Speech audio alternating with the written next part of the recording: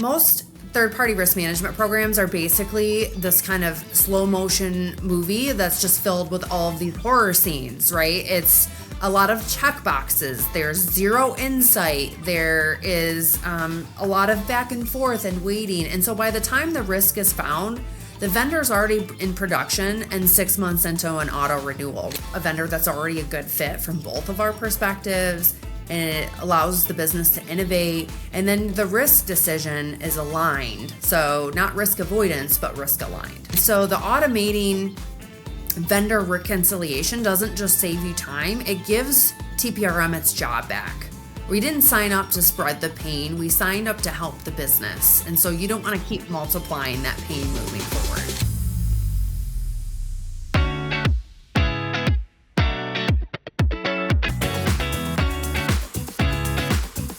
Hello, and welcome to the Cyber Risk Podcast. In this episode, we're going to talk about third-party risk management. So far, we have been discussing third-party risk management from a CIO's perspective, CISO perspective, but today we have a very special guest who is a TPRM leader and will help us unpack third-party risk management. So we have Lindsay Baker. Lindsay, welcome to the podcast. And how would you like to introduce yourself for the audience? Thanks. No, thanks for having me. So Saket, as you mentioned, I'm Lindsay. I've been a TPRM leader for, my whole career, along with other things. And I've done that anywhere from startup companies, primarily in the tech space, to Fortune 500s. That spans across different sectors, from financial services to healthcare to consulting. But primarily right now, working on the third-party risk management side of things, and figuring out how to make that better moving forward. Awesome. Welcome, and would love to unpack your diverse experience across the small, large, mid-sized companies as well. So let's get started. So why don't we unpack this, starting with, why is third-party risk a problem for the business? Like, why should a business even solve third-party risk? Yeah, that's a great question. A lot of organizations treat third-party risk as a checkbox, but there are strong business reasons for taking it seriously. And so really I see that kind of spanning out of three areas. One is protecting the revenue and the business continuity of the business. The second is safeguarding data and mitigating threats, specifically cyber threats. And then the third is enabling strategic partnerships with confidence. Nice. So the first piece there, right? Like the continuity, maybe we start with that and unpack that, right? Third parties play a very critical role in your operations. If they suffer a breach, downtime, any sort of legal issues, and that's definitely going to impact your business. So a comprehensive third-party risk program can help you assess those supply chain disruptions, can ensure that there's some sort of provisions put in place for tracking service level continuity, can help you avoid regulatory penalties. Awesome. So that helps us understand the business continuity aspect of it. Now, the second one that you mentioned, Lindsay, really about the data aspect of it, right? Yeah. So I believe it's been mentioned here on your podcast a few different times, but vendors increase your attack vector, right? It increases your exposure service. So, a lot of us in this industry, all we need is one to really wreck our day, wreck the day of our customers, wreck the day of the business. So really, in regards to third-party risk, it helps reduce the risk of data breach, right? It's a cost avoidance strategy from the business perspective. So the objective for third-party risk is to make those less frequent, less severe, less expensive, right? So it's really a partnership between third-party risk and the business to make sure that you can avoid some of that cost. The latest Verizon 2025 data breach report also mentioned that it's doubled since last year. It accounts for like maybe 30% of data breaches account for being linked with a third party. So it's only getting worse there, right? And the third one there, so far availability, business continuity, you have data, is you need to protect that. what's the third piece there why business should care about third party? Yeah, so I previously mentioned enabling strategic partnerships with confidence. A vendor is a partner and you need their cooperation just as much as you do with the internal business, right? Yeah. So, a lot of people, especially in third party risk management, look at vendors more as a liability. And I think we have to shift that to looking at them as a partner. So, Yeah. third party risk, if you adopt that mindset, then you can help accelerate the onboarding of these vendors. You want to become a value add and not a blocker by helping people make better upfront decisions, and really build trust and assurance that proactively supports the business, right? You don't want to be seen as a blocker. So good TPRM doesn't say no, it says not like that. So if you can't help the business move fast, you're just another bottleneck that's going to be removed. Yeah, we definitely see that a lot, right? Now, switching gears, right? So now we looked at why a business needs to have a TPRM program, right? Now, if we just switch gears and say, what is the role of a TPRM team? How did the TPRM team really achieve that, the three goals that you mentioned? Yeah, so I think, and that's a great question. I think it comes down to different approaches that match the style of the business, right? So this has to be customizable based on the business journey. But the easiest way I see a lot of these things being achieved is trying to shift left a bit and be more proactive when engaging and responding to your stakeholders, to your requests.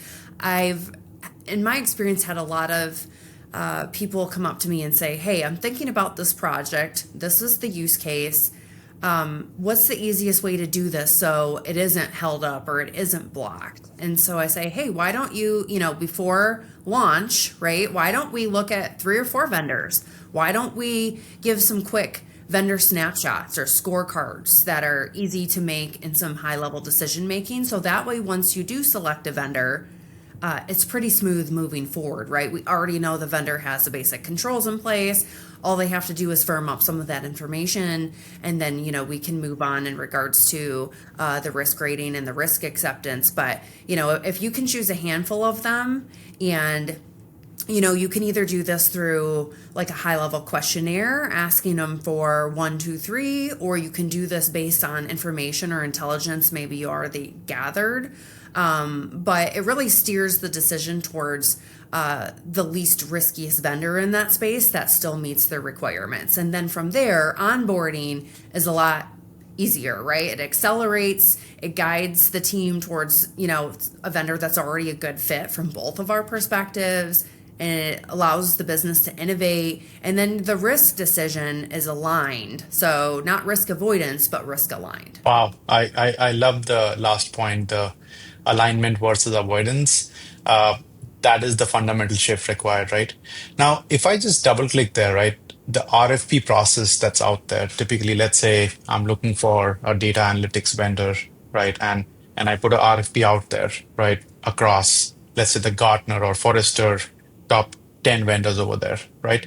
So typically, once they decide, that's when they come to you, or do you think what have you seen? Have you seen that? Have you seen TPRM teams being involved with RFPs, or do you see once they decide they come to you? So I've been on both sides of the fence, and to be honest, the easier side of the fence is the one that happens, when they're in the RFP, the evaluation stage of a vendor, because then you can easily embed your questions into the business RFP. They're looking at alignment of the product fit and the cost and a lot of other factors, and you're looking at the security or privacy aspects, right? So it comes down to, there can be 2 models. So the blocker model is where third-party risk is a gatekeeper. It's a checklist.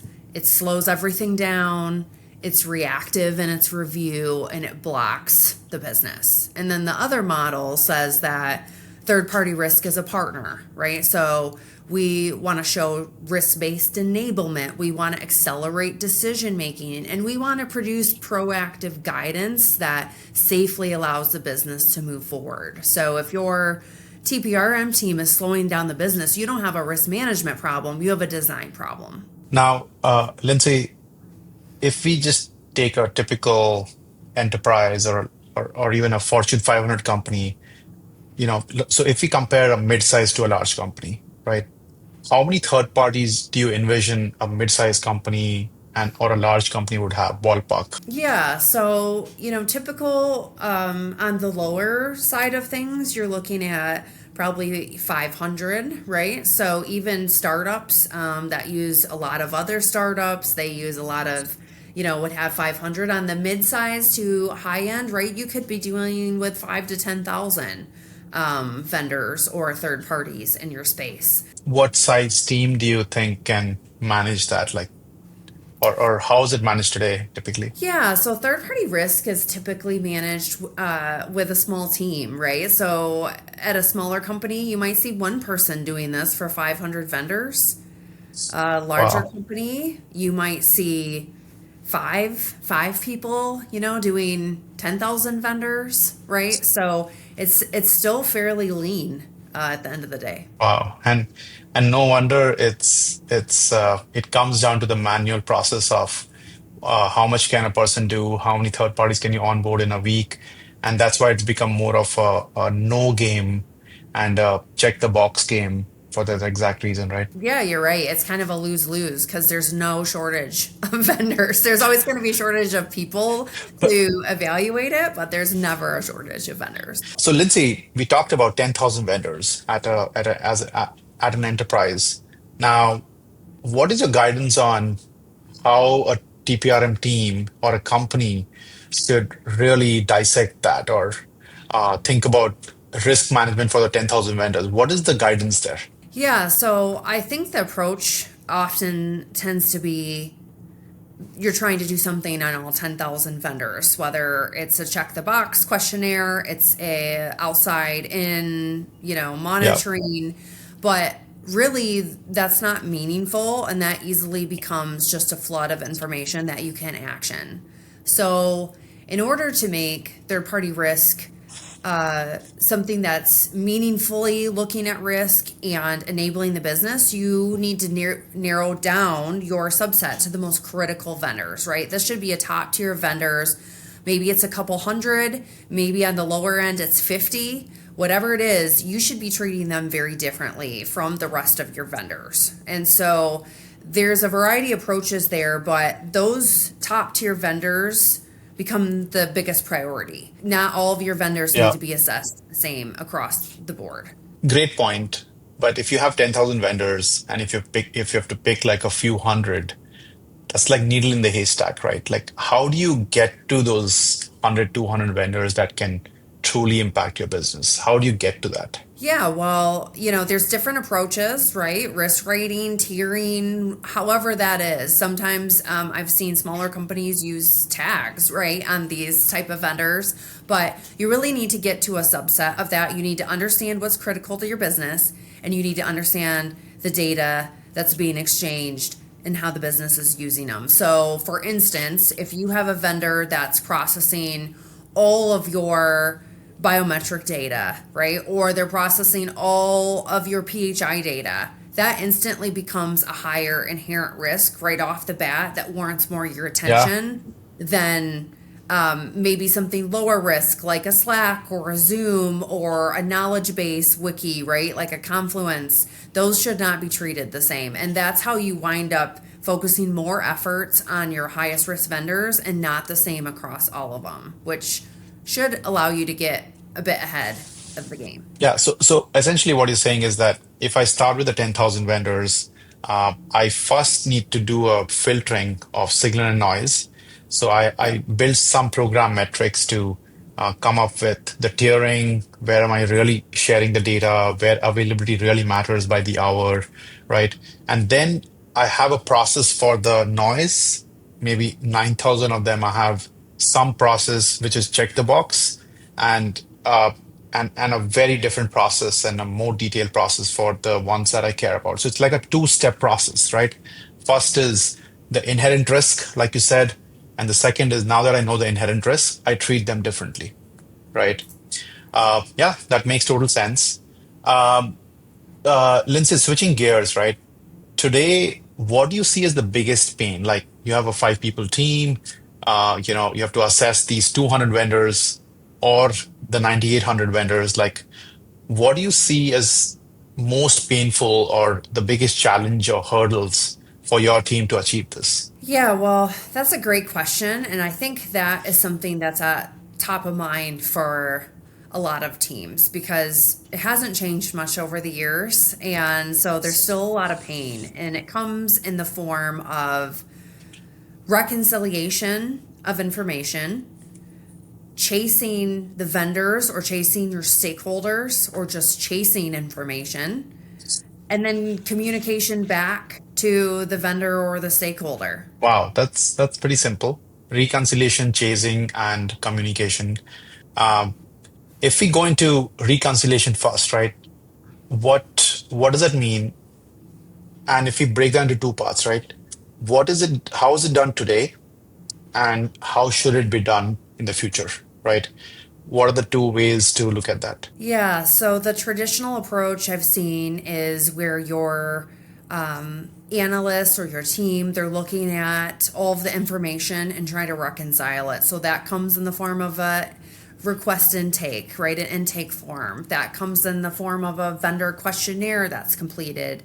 That comes in the form of looking at all of the documentation, right? And so you're jumping through different systems, you're looking at different inputs.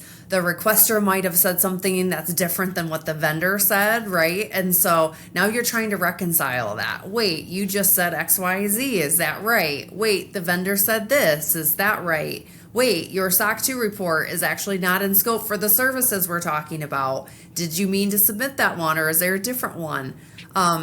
So it's a lot of back and forth, a lot of trying to figure out what's correct. And honestly, there's no guarantee that any of it's correct at the end of the day. So there's a ton of effort there. I think the better approach is to have some sort of system or tooling in place that can reconcile these things for you or simplify your efforts, right? So it can either reconcile the data for you, which it could be an AI tooling, right? You could be dumping various documents into that and saying, hey, tell me where the gaps are, right? And then it spits out XYZ. Or you could be simplifying your approach. Maybe you're asking too many questions. You're collecting too many data points. Do you need to collect a SOC 2 for everybody? Try to make life a little bit easier for yourself, right? So those are the two approaches I see that work best. So vendor reconciliation is really a pain multiplier, and it's error prone, it's annoying, it's too slow, it's disconnected from how the data is actually being used.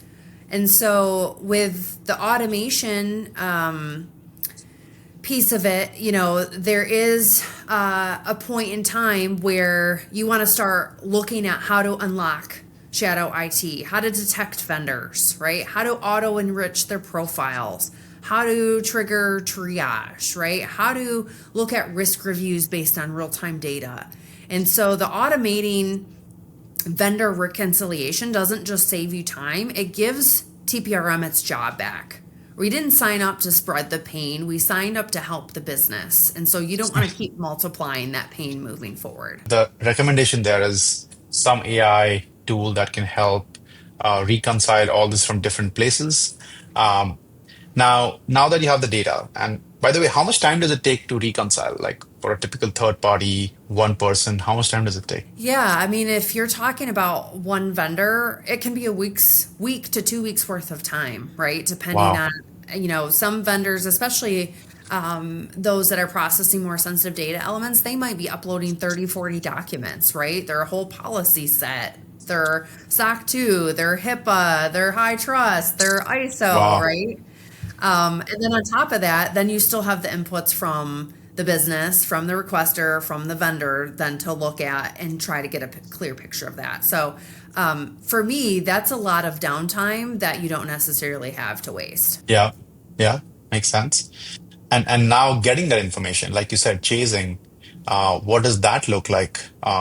Again, how is it done today, and what should it be like? Yeah, so with chasing, you're trying to get the right stakeholders involved and say, hey, can you look at this? Can you review this information?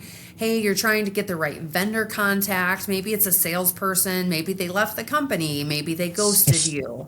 It could be a number of things, right? And so a lot of times you're just in a holding pattern, right? Where you're waiting. You're waiting, waiting, waiting. You're waiting for the right information, the right person, the right, team to get involved, right? So there are a lot of delays and challenges with that make it hard on both sides of the fence. What's interesting there is that it's not just chasing, what I hear is not just chasing vendors who are external to the company, but also chasing internally the business stakeholders who ask for this and then they disappear, right? And so it's you're actually chasing both sides continuously. This one person, yeah, wow. What should it look like? It's 2025 and going towards 2030. What should this chasing game look like? Yeah, I think it needs to become more simplified and easier on everybody. And for me, that is a two-part solution. One, easier on the internal people, the third-party risk teams, to easily reconcile that information, and then have, not have all those long waiting periods, right? Get what you need up front and not wait for everything. Wait for things to be answered, wait for the right contact. The other point is make it easy for the vendor to give you information, right? Don't make it super complicated where they're answering 25 different questions from 10 different people at your company, right? Look how to streamline the operations. A lot of effective approaches involve a portal that they just drop and drag documents into.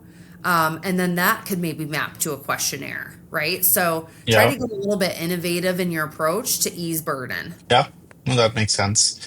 And then now that you've reconciled, you have chased them. By the way, how much time does this chasing take typically? Like, what's the typical and worst case scenario?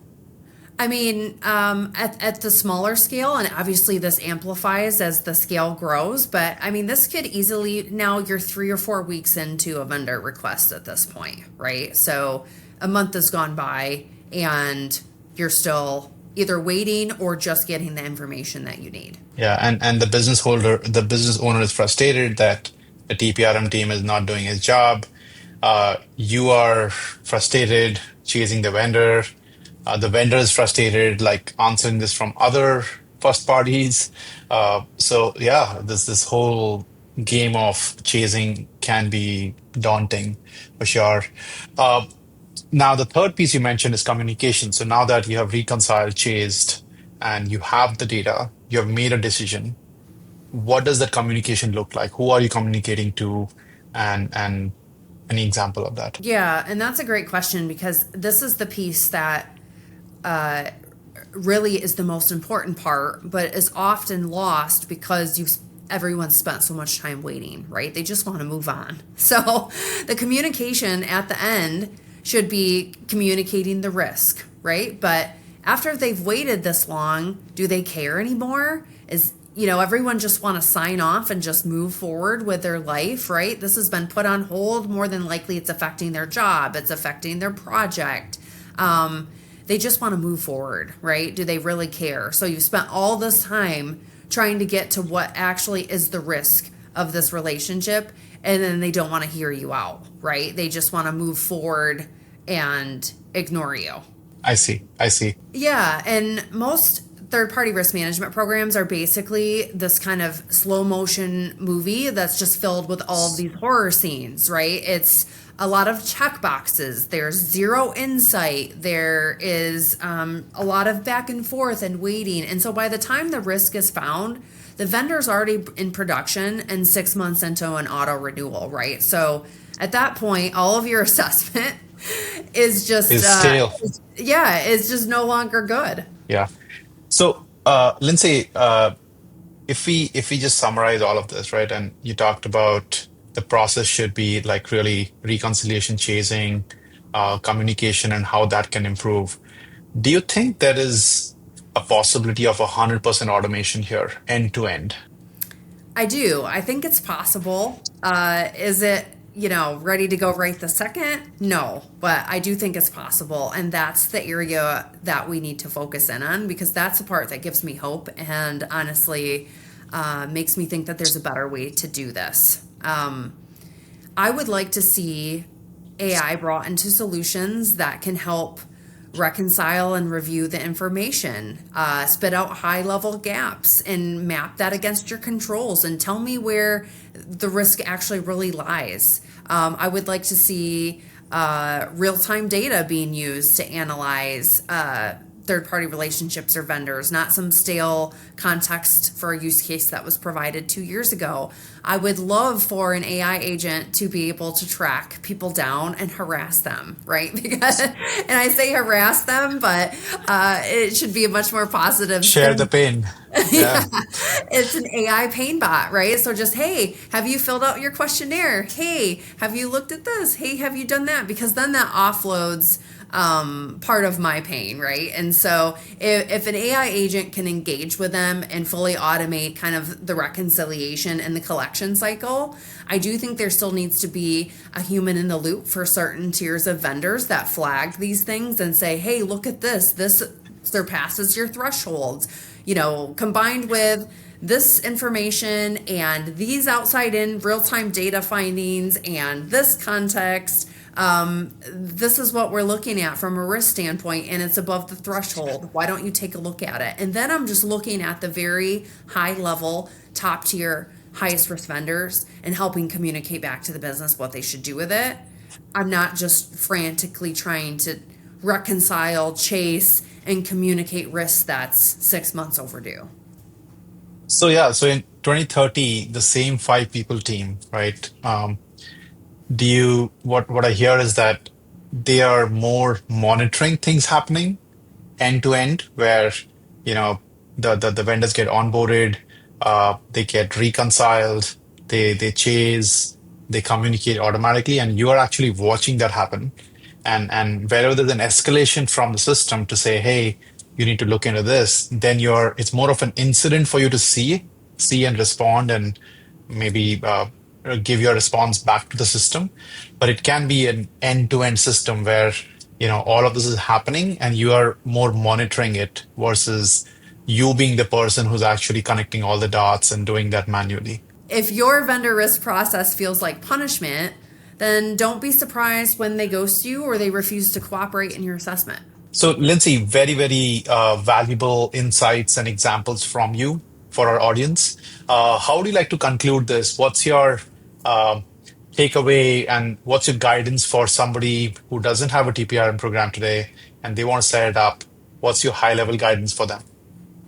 Yeah, I would say, look, try to leverage what's available to help you do this. Right now, there's so many AI tools, and if you're at an organization that lets you use some of those, then by all means, let's start figuring out a way to do that. Right, because TPRM has been the same for a lot of years, and I think it can change. So let's figure out how to use more tooling, especially if you don't have more people. Let's figure out how to actually risk rate and focus in on the top tier vendors, not just evaluate for the sake of evaluation to spread the pain across the board. Let's really figure out how to assess what's important to us. So a very few subset of those is really what's going to be critical. And then three, let's figure out how to actually help the business. We all say we're helping the business, but they don't look at it that way. They don't see us as being helpful, right? How can we shift this left a little bit more to get out of the hamster wheel, to look at just the highest risk vendors and to maybe get into the ideation of, hey, you're thinking about this project and you want to use a vendor and you're just looking at sourcing these right now. How do we get embedded earlier on? So that way we can actually show some value there. Because I think third party risk right now is just seen as a blocker and a huge pain point, and it needs to actually provide value back to the business owner. Very, very valuable. I think that whole shift from being a blocker to being an enabler, your point about getting ahead of the game, shift left, is extremely valuable, Lindsay. So, with that, I would conclude the podcast for today. Thanks a lot, Lindsay, for your time. Thank you so much. Yeah, thanks, SB.